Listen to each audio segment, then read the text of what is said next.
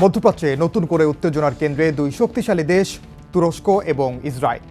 কূটনৈতিক বাকযুদ্ধ, হুমকি, ব্যক্তিগত আক্রমণ সব মিলিয়ে পরিস্থিতি এখন এমন এক পর্যায়ে যেখানে সরাসরি সংঘর্ষের আশঙ্কাও উড়িয়ে দেওয়া যাচ্ছে না।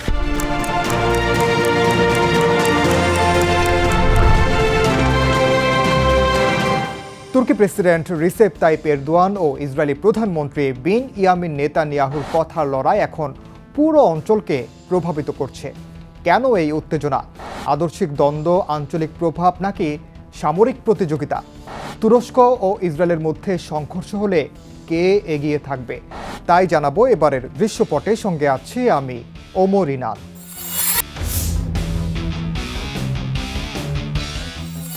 তুরস্কের প্রেসিডেন্ট রিসেপ তাইপ এরদোয়ান অভিযোগ করেছেন ইসরায়েল মধ্যপ্রাচ্যে শান্তি প্রক্রিয়াকে ভেঙে দিচ্ছে, লেবাননে হামলা চালিয়ে উত্তেজনা বাড়াচ্ছে। তিনি সতর্ক করে বলেছেন ইসরায়েল প্ররোচনা ও নাশকতা চালাতে পারে যা পুরো অঞ্চলের স্থিতিশীলতা নষ্ট করবে।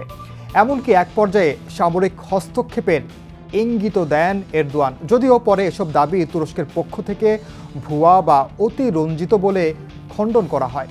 অন্যদিকে নেতানিয়াহু সরাসরি এরদোয়ানকে ইরানপন্থী শক্তিকে সমর্থন দেওয়ার অভিযোগ তোলেন। এর জবাবে তুরস্কের পররাষ্ট্র মন্ত্রণালয় নেতানিয়াহুকে এই সময়ের হিটলার বলেও আখ্যা দেয়। এই ভাষার তীব্রতা থেকেই বোঝা যায় সংঘর্ষ শুধু নীতিগত নয়, ব্যক্তিগত পর্যায়েও পৌঁছে গেছে।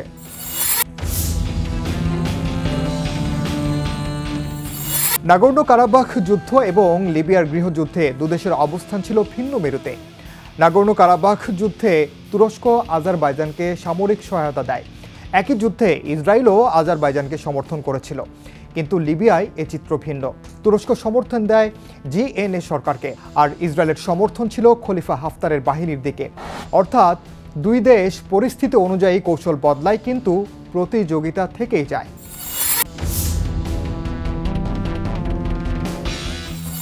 এই দ্বন্দ্ব শুধু সামরিক নয়, এটি আদর্শিক।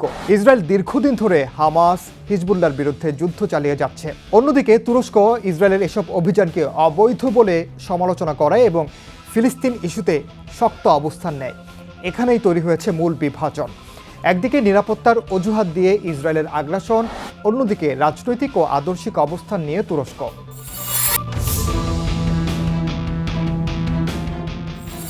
সিরিয়া এখন দুদেশের পরোক্ষ প্রতিযোগিতার বড় ক্ষেত্র। তুরস্ক উত্তর সিরিয়ায় প্রভাব বাড়াতে চায় এবং কুর্দি গোষ্ঠীগুলোকে হুমকি হিসেবে বিবেচনা করে। ইসরায়েল দক্ষিণাঞ্চলে বাফার জোন ধরে রেখেছে এবং ইরান সমর্থিত শক্তির বিরুদ্ধে হামলা চালিয়ে যাচ্ছে। সিরিয়ার সাবেক প্রেসিডেন্ট বাশার আল আসাদ ক্ষমতাচ্যুত হওয়ার পর এই প্রতিযোগিতা আরও বেড়েছে।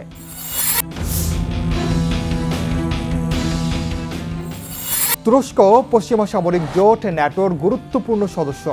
অন্যদিকে ইসরায়েল যুক্তরাষ্ট্রের সবচেয়ে ঘনিষ্ঠ মিত্রদের একটি। কিন্তু প্রশ্ন হলো, সংঘর্ষ হলে ন্যাটো তুরস্ককে কি রক্ষা করবে? উত্তরটি সহজ নয়।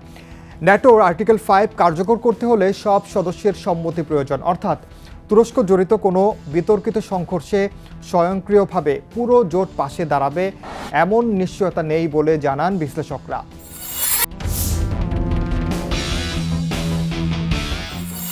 আব্রাহাম অ্যাকর্ডসের মাধ্যমে সংযুক্ত আরব আমিরাত, বাহরাইন, মরক্কো এবং সুদানের সঙ্গে সম্পর্ক স্বাভাবিক করেছে ইসরায়েল। এই জোট ইরানকে বিচ্ছিন্ন করার পাশাপাশি তুরস্কের প্রভাবকেও চ্যালেঞ্জ করে।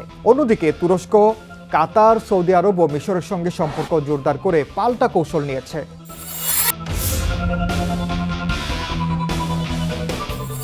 সামরিক শক্তির দিক থেকে চিত্রটি বেশ জটিল।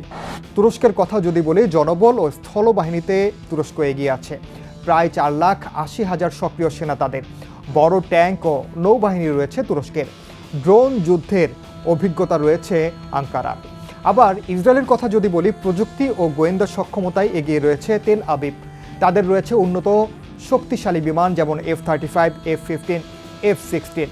মাল্টি লেয়ার আকাশ প্রতিরক্ষা ব্যবস্থা রয়েছে ইসরায়েলের। আয়রন ডোম, ডেভিড স্লিং, অ্যারো, এই সবই মূলত তাদের আকাশ প্রতিরক্ষা সক্ষমতার অংশ এবং তারা দ্রুত রিজার্ভ সেনা মোতায়েন করতে সক্ষম বলে দাবি করা হয়। সবচেয়ে গুরুত্বপূর্ণ বিষয়, ইসরায়েলের কাছে অঘোষিত পারমাণবিক অস্ত্র রয়েছে বলে গুঞ্জন রয়েছে, যা তুরস্কের নেই।